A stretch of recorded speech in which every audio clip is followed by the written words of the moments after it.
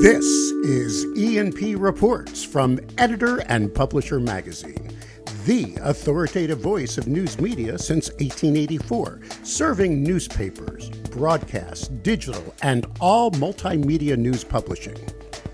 And greetings once again. Mike Blinder, publisher of E&P Magazine. Must do housekeeping first. If you are listening to us on whatever podcast platform turns your crank, please follow us, watching us on our YouTube channel.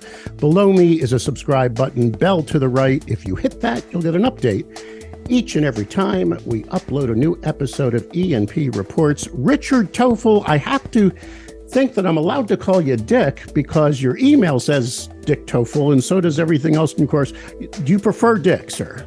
Yeah, absolutely. Okay, great. I don't know if our paths have ever crossed, but I've known of you for decades.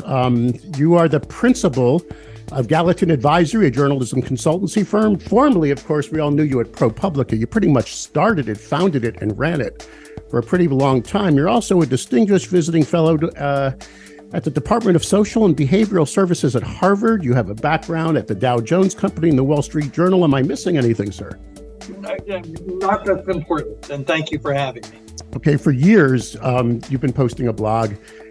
It was interesting. The one that came out November 3rd is why I sought you out. It was something you posted on Substack. I've been reading Second Rough Draft. That's where you put up your thoughts and whatever. But it got picked up on Nieman.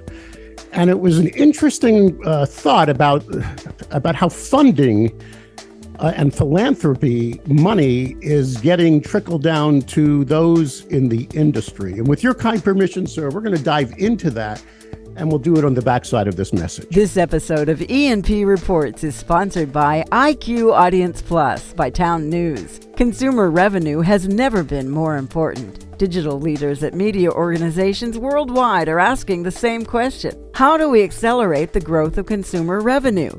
Traditional one-size-fits-all paywalls aren't the answer. They're blunt instruments that treat all visitors the same way, costing you money. IQ Audience Plus by Town News is a smart, dynamic metering solution that empowers you to maximize revenue by identifying key audiences, seeding engagement, and growing membership and subscriptions. Ready to supercharge your consumer revenue, grow engagement, and bolster your advertising income? Visit townnews.com/EP today to learn more about IQ Audience Plus by Town News. All right, so here's what I read on Substack, and then it got reprinted, picked up by Nieman. A few words of warning about funding intermediaries, sir, and philanthropy's leaky bucket. In other words, you poked a bear. In a way, there's a lot of money being channeled down into our industry that really starts, let's be honest, with big tech.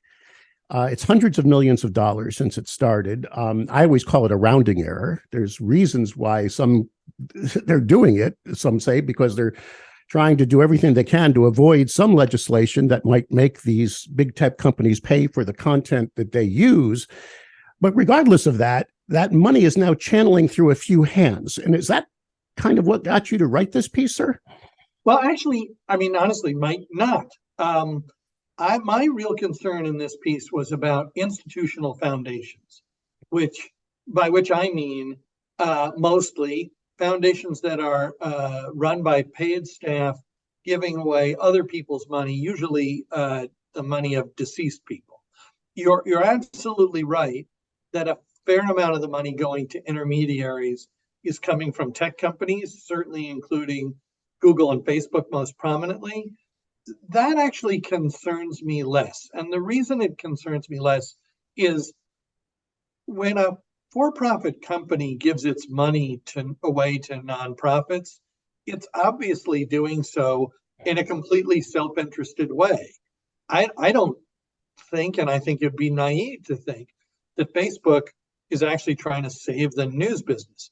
Facebook is trying to pursue its own interests, and so it gives away a tiny piece of its shareholders' money. I personally agree with you that their likely motive is to try to forestall regulation. I think Google's motives are largely similar, although I've seen a little bit more of a spirit of public interest at Google over the years. But what I'm more concerned about, and we can talk about this or we can switch back to the tech platforms. What I'm more concerned about is the institutional foundations who actually are supposed to be and say they are, and I think actually are trying to help nonprofit news. But what say you when, okay, I get it. I understand this push for nonprofit. And I spoke at 19 conferences this year. I was honored to be brought out to Colorado Press, hosted a big luncheon where they gave me a panel to discuss the state of the news industry, and it was all nonprofits. And I asked everybody in my audience, how many of you are just local operators running a local news publishing business on the normal legacy model? And all 100 hands went up. What about the others? Why is everything now nonprofit, nonprofit, nonprofit? Shouldn't some of this money in some way, shape, form, or size be looking to help that family that's owned 3 papers in Kansas for 150 years, still trying to find a sustainable business model? Or is, in your opinion, it all just has to go from a profit to a nonprofit? Do you mind me asking that? No, I don't mind you asking at all. Look, as you say, I worked 15 years at the Wall Street Journal. I am a very big believer in capitalism. Nothing scales like capitalism. When it works, it works. Unfortunately, I think that in journalism mostly, and in local journalism almost entirely, we are having or have had a market failure, and capitalism either isn't working or isn't going to work. There may be a few local news organizations around the country that are going to make it as for-profits. I think there will be very, very few. And this is, in largest measure due to the digital transformation that we all know is going on. But I think the state of for-profit local media is pretty dire. And unfortunately, I think it's getting worse. But isn't there just let me just say, okay, go ahead, please. Let me just say, put in one significant caveat. At the most local, most remote level, that is much slower to be happening than it is in larger towns and cities. So I don't think it's quite there yet. But you look at the metro newspapers in this country, and in my judgment, they are almost all in the process of failing. So throwing charitable money into those would not make a lot of sense to me. Converting a certain number of them to nonprofit when their owners are ready to do so may make sense.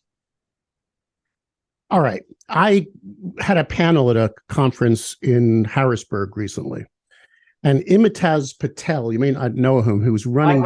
I know him. Okay, he was on the panel. It was a one-on-one, one of those little TED Talk things. And we've had him on this program along with Stuart, the funder of the Baltimore Banner. He basically told a story about how he just fired 3 people. And he was, because they weren't operating the company a way that he wanted to be operated, in a very aggressive manner to find that sustainable business model they needed. And he said his editor-in-chief came to him and said, you just broke the mold, because in a nonprofit world, you're not that aggressive. Everybody just gets around and, hold hands and sing Kumbaya. And he said, that's not the nonprofit I'm running. You follow my logic. Isn't there a fine line? And just because you say you're a nonprofit doesn't mean you're an aggressive. It just means you report to a board, correct? I mean, tell me the difference between a guy that's trying to eke out a living in a small town running a local journalism entity who suddenly says, okay, I'll go nonprofit. And still, why nonprofit when you're still just trying to run a business, if you don't mind my asking? Yeah, the first thing I want to say is, as you said, and you exaggerated a little bit, because I didn't found ProPublica and I didn't run it by myself, but I did run its business side for 15 years. Right. And I hope and I think that we ran it as a business. And that's why I think it's one of the reasons, in addition to strong content is the most important reason. But I hope the fact that we ran it as a business is part of how it grew from an original target budget of $10 million and a staff of 25 or 30 to a budget of more than $40 million a year and a staff of almost 175. So I really do believe in running things like businesses, and there's no reason in the world that a nonprofit like the Baltimore Banner can't be run as a business. Why nonprofit? Because there may not be profit to be made, and you're not going to, for instance, get people to invest in a for-profit if it can't return profits. I see. So it's And- basically and just changing so- the top line model. But Well, when, top line, now this is a really important distinction, right? Nonprofits, because no one owns them and because they cannot be sold, the top line is actually irrelevant, largely irrelevant. It is the bottom line actually that matters in a nonprofit, right? You have to sustainably, at the end of the day, spend no more than you take in. precisely. Right? In a for-profit, as you know, especially at the early stages, you can value the whole thing on the top line. Twitter has basically never made any money, right? But Elon Musk decided, I think foolishly, but he decided that Twitter was worth $44 billion, not based on its profits, but based on its top line. In a for-profit company, you can do that. In a nonprofit company, you cannot. see, I just look at the whole thing through a sales paradigm. The street and asking for advertising, which is what I did my entire adult life since I was a failed disc jockey. And I eventually realized if I was going to make money, I'd better jump into sales. Before I knew it, I was running radio and TV stations. Here's when I was in Maine, I was president of the Maine Broadcasters, head of the ad club. I was a popular morning DJ in the 80s, and I was asked always to get on Maine public television during the big shows because I was so good at looking at that camera and guilting an audience to making the phones ring behind me. Do you understand? I mean, I came out when Peter, Paul, and Mary specials were on, and I would look at the camera and say, where else would you get this program? What if your kids didn't have Sesame Street? Phones would start ringing, and all I was doing was selling. I mean, I wrote a book on sales where the only way to close a deal in a solution-based sales process is create fear of loss. So when you're looking at nonprofit models and you're going out and saying, join the club, help us support local journalism, get the mug, what's the difference? You're still selling at that level, not a great deal. I mean, I think you're absolutely right. You have to convince readers that there is value in a nonprofit for them to contribute. There's a number of kinds of value. There's the information you provide them. There's the benefit it serves the community. There's the essential role of journalism in promoting democracy. There may be other values, but that's exactly right. You convince people that there's value and they help you get money. So you watch today for-profit companies trying the same model, just guilting people into contributing, and they say, "What?" Go ahead. I don't think that is quite right. I mean, okay. The New York Times is selling subscriptions, or the Washington Post or the Wall Street Journal are selling subscriptions on the basis of value. And the Atlantic and the New Yorker. I mean, those are probably in this country the 5 most successful purveyors of subscriptions at this point on a large basis. And all of them, I think, are saying, give us your money and we will deliver value to you greater than that sum of money from what you read in various ways. Stay informed, stay connected. But I think that is very different from the proposition that a nonprofit is making, especially as most of them do without a paywall, right? Because you could get it for free, but it's, then it is back to your Peter, Paul, and Mary days with public television. You could keep watching this for free, but we all know that if no one gives any money, there'll be no more Peter, Paul, and Mary. So send us the money. And that also is a proposition, but it's different from a transaction.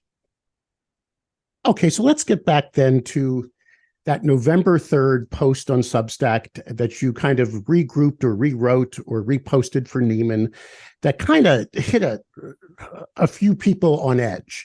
You were pretty honest about it. You said there's a lot of excellent work being done these days to support nonprofit journalism, but building networks, collaborations to offer shared resources to assembling benchmark data, market research to individual posting. But you also say, to put a finer point on it, you're increasingly worried when I observe that I see the increasing fragility of many nonprofit newsrooms juxtaposed with the robust growth of intermediaries. And you kind of took a poke at Lion Publishers and Knight Foundation, just those two. And then where I saw it is when on Twitter, when Nancy Lane, the local media association, went nuts. And I think what Nancy posted was, I have it right here, "You're pathetic. Lion, with the small staff you reference, is doing transformative work, helping hundreds of local media's orgs." What happened is a lot of people reached out to me and pointed to that and didn't want to get on the record. Do you understand? No one wants to get on the record on this, but said, there's like this good old boy fraternity you have to be part of to channel into this money now. And if you're not part of this nonprofit, ethereal brainiac world, the money ain't yours. So you have to join the fraternity, join these organizations, become of that world, and it's all getting trickled down by a few influential people. Was that the motivation behind the piece, sir? Or am I just reading too much into it? Well, I mean, first of all, I was not, let me be clear, I was not singling out only Lion and on funders only Knight. Knight is the biggest journalism funder, so I did mention them. Lion is not the only group I mentioned by name. I mentioned 3 or 4 others. Okay. Well, INN, a number of others. But yeah, I'm not sure what you heard in response to the piece. I actually heard a fair amount about in response to the piece from people who said, "I really appreciate your having said this because I agree with you and I'm afraid to say so in public." Right.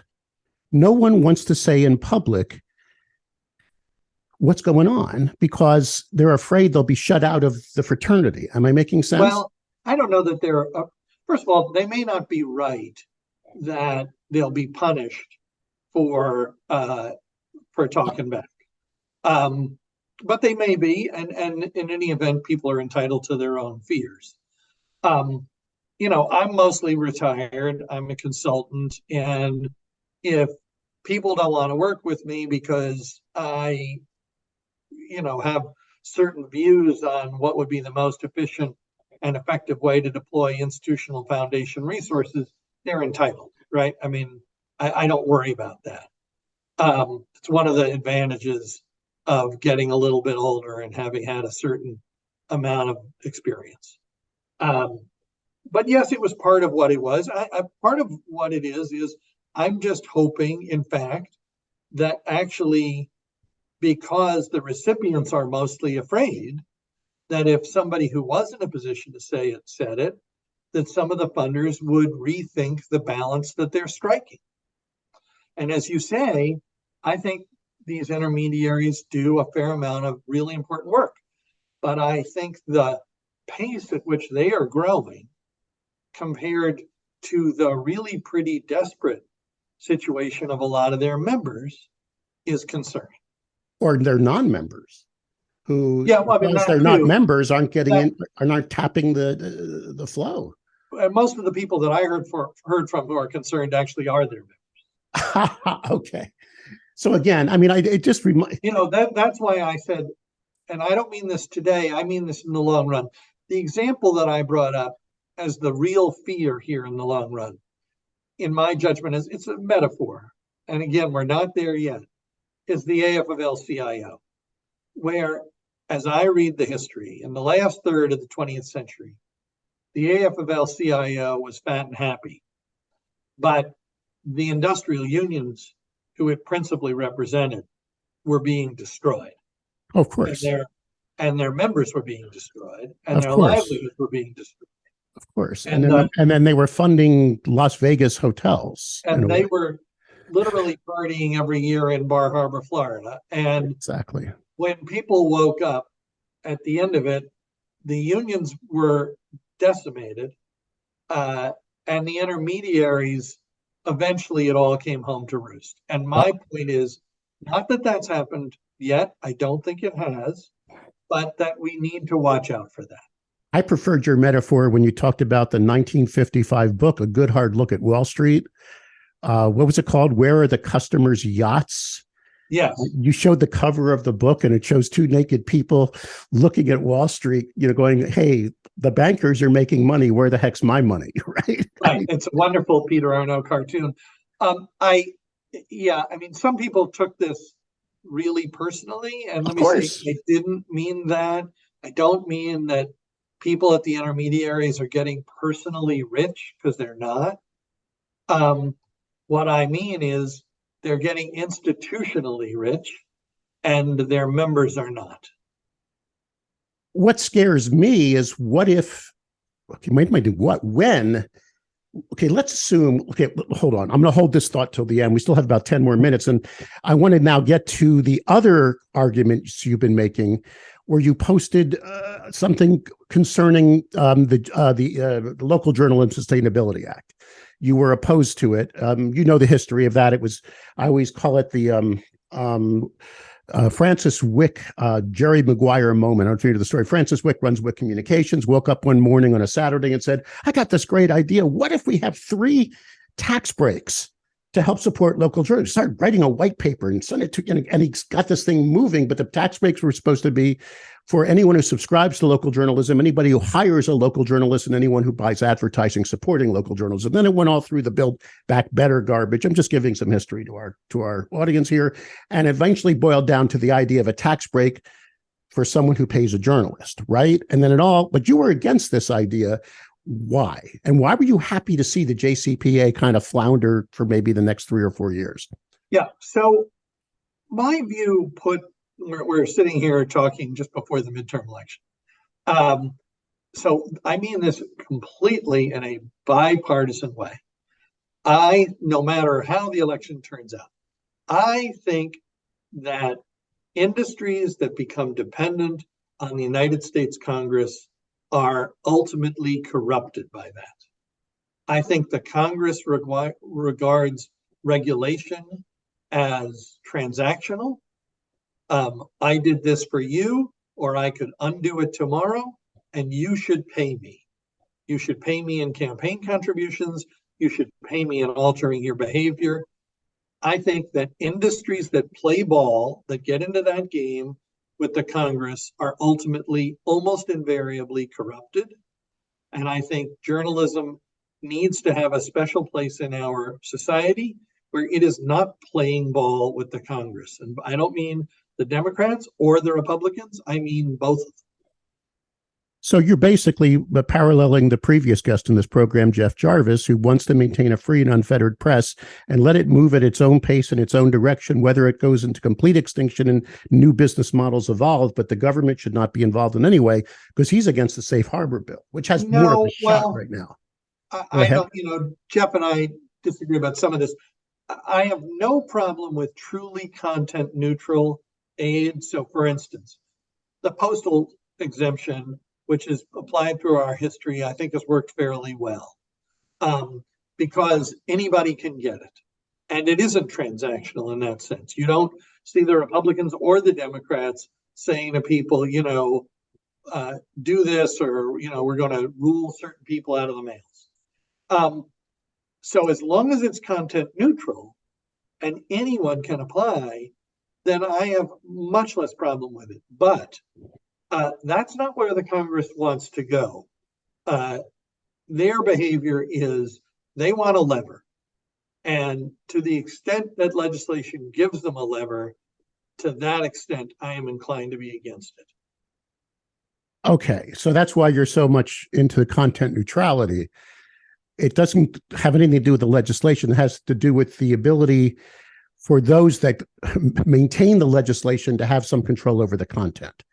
You want a pure, unfettered press. It's that simple, correct?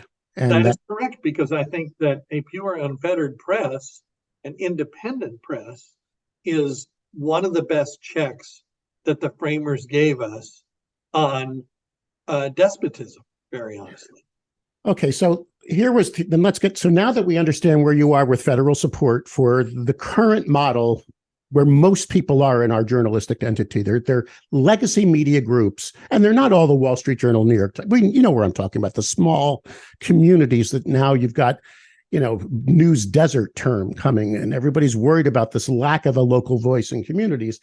We have an industry now today, which scares me a little, and I want to get your thoughts on this, because I went out on the road at post-COVID and spoke at just everything from Wyoming press to New York press to the mega conference. I was everywhere just because E&P wanted to make sure we were out there. And most of my badges had Google News Initiative on it. You follow? Which means the content of those, it was like this undertow. You really couldn't say anything negative about the money that was supporting the conference. And then most of the boards of these organizations had hedge fund money. Do you follow where I'm going now? So you've got an industry that's getting a lot of the money that's coming in is coming from one lobby group, and the other is another group that's just trying to compress it and squeeze every dollar out of it. How do we get out of this mess? Unless you disagree with me and say everything's fine. No, I certainly don't think everything's fine. And look, Google and Facebook and Amazon and a few others have monopolized the digital ad business. I actually think that is not entirely their fault. I think there's some things inherent in the digital advertising business that we're always going to reward enormous scale. So, and that's why they have prevailed. The effect of it is, yes, they're destroying for-profit local publishing. And they're actually destroying the advertising component of for-profit national publishing, which is being saved by subscriptions. But, and they don't want to be regulated. And some of them behave worse than others. I think Facebook has, fairly consistently behaved worst of all. So they're going to sprinkle some money away, which on their true books, I think is being counted as a lobbying / marketing expense. That's okay. They're pursuing their corporate interests. I just think the rest of us need to be very clear in our understanding that's what they're doing. What say you then to the hedge funds and what they're doing? Well, the hedge funds, in my judgment, basically are buying up dying properties because they are in a good position to get the last few gallons of milk out of the cow and then shoot it. That is the most depressing of all metaphors. Okay, but right. I got it.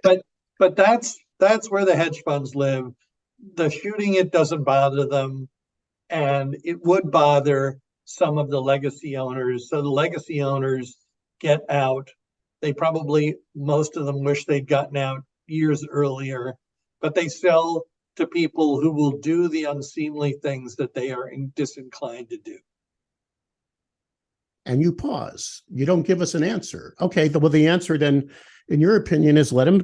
So those brands will die. The answer is mostly at the local level, in my judgment, new nonprofits. Okay. I want to confess to you that the thing I don't have a great answer to at the local level is what's going to happen in poorer communities, in more disparately settled, which is to say rural communities.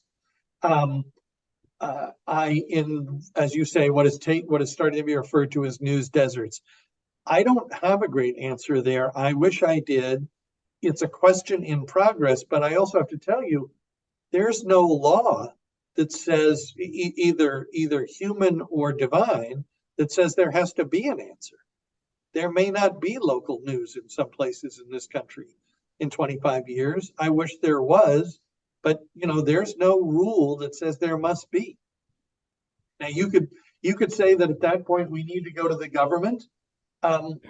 Again, I'm back to I worry about the government. Well, then again, our framers did not make it a law. They simply said that it's allowed. If it exists, it's unfettered. It's a free, independent press. Wow. Well, this was a kind of a sobering conversation, Dick. I want you to know that. Because most of this audience is not nonprofits. Most of this audience is what's left, fighting the battle. I understand it. I wish them all the luck in the world, but it has been, as we all know, a very, very tough 25 years for those people. And I don't see, personally, something on the horizon that is suddenly going to turn it around. I wish I did. As I say, I really believe in capitalism. When it works, it works. But there is, even in economic theory about capitalism, a notion of market failure. Capitalism, for instance, will not supply national defense. Everyone knows it, and it doesn't do it anywhere in the world. And the question is, will it supply local journalism? And the answer may be not anymore. Dick Tofel, the principal of Gallatin Advisory, a journalism consultancy firm, former president of the ProPublica, nonprofit in investigative journalism organization, distinguished visiting fellow, Department of Social and Behavioral Sciences, Harvard School of Public Health. Thank you for your insights, for your metaphors, and for some sobering thoughts about the industry today. But at least we appreciate your honesty and your ability to put it right there on the table, sir. Thank you for your valuable time. Mike, thanks so much for having me.